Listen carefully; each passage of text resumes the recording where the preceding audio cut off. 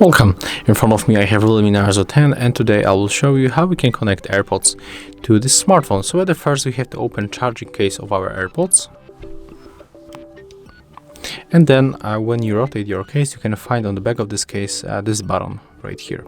So you have to click and hold this button until the indicator on the front of the charging case will start blinking.